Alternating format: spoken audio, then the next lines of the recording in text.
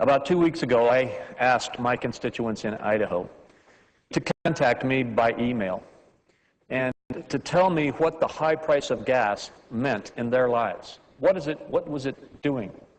Was it just another inconvenience, or what was happening in their individual lives because of these high prices? And secondly, to tell me what they thought Congress ought to do about it, what the solutions should be.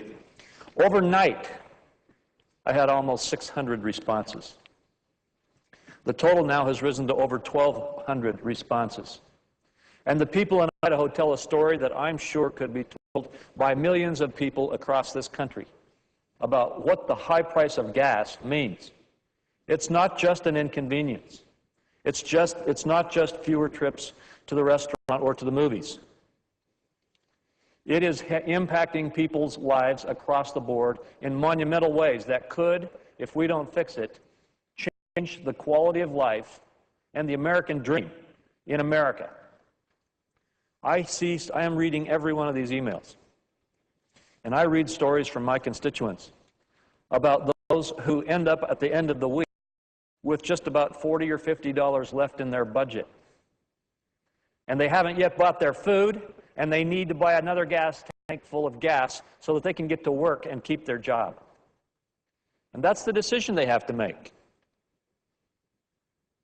And they buy the gas because they've got to keep their job. And they try to figure out how to do with less food. I have stories coming in from individuals who cannot any longer purchase their medicine. Their choice is food, medicine, or fuel. And now they are going without the medicines that they need. I read one this morning from a lady who needs to travel to a certain medical facility for medical treatment. She no longer has the ability to make these trips because she does not have enough money to pay for the gas. And so she's had to try to make arrangements with her doctor to make some educated guesses about her health care because she cannot get to the hospital or to the medical facility for the treatments that she needs and the analysis that she needs to have the clear answers for her health care. I get information from those who run businesses who talk about the fact that they are going to have to lay off employees. And the list goes on and on and on. And as they talk to me about what they think we should do, they have all the same common sense ideas that people across America are also coming forth with.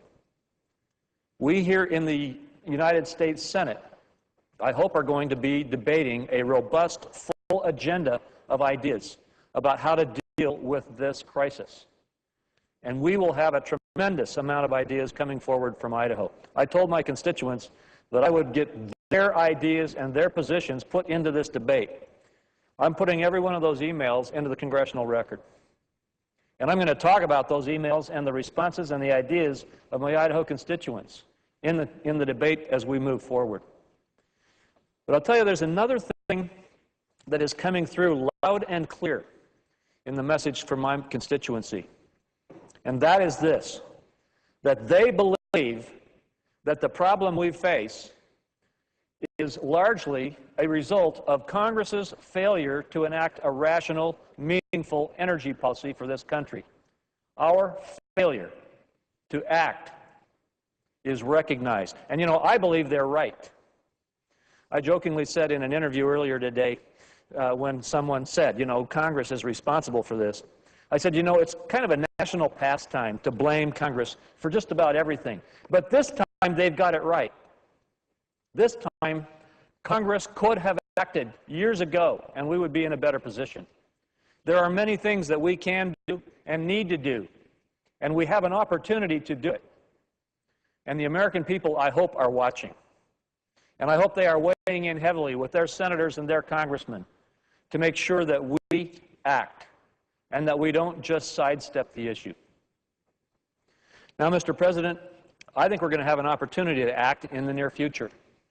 The Majority Leader has put a bill on the floor that we hope will be coming forward soon that I believe should be a vehicle for a robust debate on energy policy. Unfortunately, this bill deals with only one issue, that of speculation in the futures markets. And I want to talk about that for a minute. But my hope is that we will have an open amendment process and that ideas about other pieces of the solution can be dealt with. Because, frankly, there is much more than simply the futures market to look at as we seek to resolve our problems with the rising price of oil. In fact, it may be that the futures market issues are in the lower category of potential results. Our Federal Reserve Board chairman talked to us yesterday at the Banking Committee about this, and he said, and I quote in his testimony, "Another concern that has been raised is that financial speculation has added markedly to upward pressure on oil prices." He goes on, "Certainly investor interest in oil and other commodities has increased substantially of late. However, if financial speculation were pushing oil prices above the levels consistent with the fundamentals of supply and demand, we would expect inventories of crude and petroleum products to increase as supply rose and demand fell. But in fact, available data on oil inventories show notable declines over the past year." He continues to say, "This is not to say that useful steps couldn't be taken to improve the transparency and functioning of our futures markets, only that such steps are unfinancially affect the prices of oil or other commodities in the long term." One of the concerns that I have is that if Congress once again just looks for a quick fix, just says, hey, there's one problem here, there's too much speculation in the futures market, we will stop that speculation in the futures market, and then we will have solved the oil crisis, then Congress will have once again failed to act in a responsible fashion. We need a rational energy policy, and I like to analogize that to how we would deal with our own investment portfolio. When they invest their own resources, Americans are constantly advised not to invest everything in one asset. Yet the United States has done just that in our energy policy. We are far too dependent on petroleum as our source of energy in this country. And we are far too dependent on foreign sources of that petroleum, as we have refused to develop and produce our own resources. We need to have, in my opinion, a much more diverse energy policy and a more diverse energy portfolio, if you will, where we look at renewable fuels and alternative fuels, nuclear power. Yes, we'll have to have a significant amount of petroleum for the future. We will still have a great need for petroleum, even as we seek to diversify. But there are many things we can do. And added to that, what often is called the fifth source of energy is conservation, where we can be much more efficient and much more effective in reducing our utilization of energy. Every barrel of oil not used, every kilowatt of electricity not used is equivalent to one that is produced. And we've got to become aggressive in looking at these kinds of solutions. Now, I understand that the public is frustrated with the $4 plus price of gas. And I understand how appealing and seductive it is to say, we could solve this problem if we just address those energy speculators. I actually wish that that were possible. But so far, most of the experts are saying that that's not the source of the real problem. The underlying problem is one of supply and demand. Now, there are things, as I said, that we can do in the issue of the speculation in the futures markets, and there are proposals to work on that, not the least of which is that we need to give the CFTC the authority to conduct the oversight of our futures markets, to know what is happening and make recommendations to Congress about what changes, if any, should be made. And one of the first things that we can do is to move through this Senate the confirmations of 3 members of the CFTC who still languish on our docket: Walt Lucan, Bart Chilton, and Scott O'Malia. They need to be moved promptly. If we're going to address the oversight of our futures markets, we need to put the cops on the beat, and we need to not only put the members of the CFTC in place and confirm them, but we need to give them the resources for 100 new staff members that we've identified we need so that they can aggressively and effectively look at and oversee the futures markets. That type of activity is appropriate. But there are those who are proposing that we do things to our futures markets that can cause great damage. And I'm concerned that the bill before us will do just that. The bill will not lower energy prices as it now sits, because it attempts to address high oil prices, but does so in a way that could actually increase volatility and make it harder for American companies to manage higher costs. And those costs will then have to be passed on to consumers. It also will make it more difficult for companies like commercial producers to hedge against higher prices.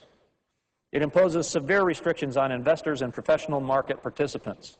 And this means that they wouldn't be able to purchase the risk of higher prices from commercial producers who want to pass that risk on through derivative products. Let me give an example.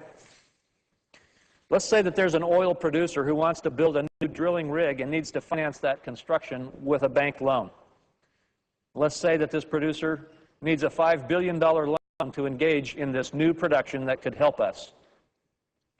But any lender will insist that this producer lock in the price of its oil for at least 3, probably 5 years to make sure that the producer has the cash flow to repay the loan.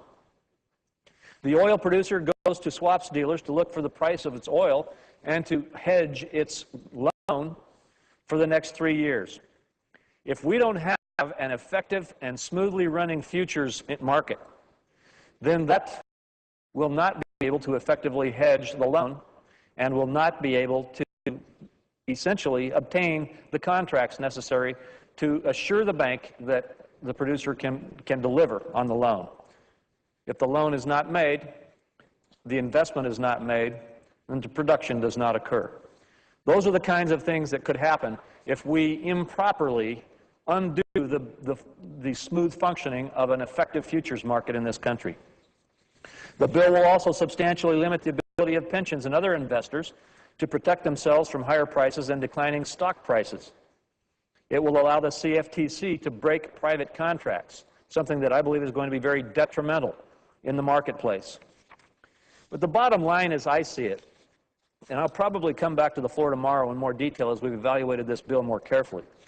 The bottom line is that even if the futures markets were the reason that the price of oil is going up, the United States, simply by banning or regulating futures contracts in the United States, cannot change the conduct of investment in futures globally. Petroleum is a global product. Petroleum futures are marketed globally. And if we tell individuals or companies or entities that they cannot invest in futures, or that their investment in futures will be subject to extremely high regulatory restrictions in the United States, they can simply go to Dubai. They can go to London. They can go elsewhere and invest in futures where there are exchanges that are willing and able and anxious for their business to come. These requirements in the current bill don't exist in these other markets, such as in the United Kingdom, which is actively seeking the jobs and tax revenue that comes from the financial services companies that work in these industries. The bill will help accelerate the relocation of the derivatives business from the United States to London. There are many other things that we need to talk about. And yes, there are things related to the speculation in the futures market that we can and need to do. But we've got to be very careful. Mr. President, though, as I said at the outset, I hope the debate we have in the Senate is not just about the futures markets. It's got to be about the oil prices and what needs to be done in this country to deal with them. For example, the vast amount of the United States oil reserves, which are huge, are locked away from production. And there will be proposals that need to get a vote on this Senate floor that we open up that production. The first example I will give is the Outer Continental Shelf. It seems to me that we need to be as aggressive as possible in opening up our production in the Outer Continental Shelf. The information I have is that 14 billion barrels on the Atlantic and Pacific shelves are available. If we were able to access that, that would be more than all of the United States imports from the Persian Gulf countries over the last 15 years. There will be proposals to go into the oil shale areas in Colorado, Utah, and Wyoming, and I understand more are being identified in North Dakota and Montana. The oil shale areas have more than 3 times the oil reserves of Saudi Arabia, yet the United States will not allow us to access them. And we pay Saudi Arabia to bring us its oil and reduce our balance of payment and increase our balance of payment problems. We need to look at things like conservation, where we work on plug-in electric cars and trucks and move to a situation in which we get much more efficient in our country with regard to our energy. If we could increase the efficiency of our buildings and our transportation system, we would have, I understand, we could globally, we could probably reduce by 1/3 the energy consumption. There are ideas abound, like these, that we must debate on the floor of the Senate. And as we get this opportunity, I'm confident that the American people, with the common sense that my Idaho constituents are showing, can weigh in and help Congress understand, help the Senate understand the kinds of moves we must take. We must be bold. We must be comprehensive. We must look at the supply issues, we must look at the demand issues, and we must look at the market issues. But we must act. And I will conclude, Mr. President, with just that reminder from my constituents.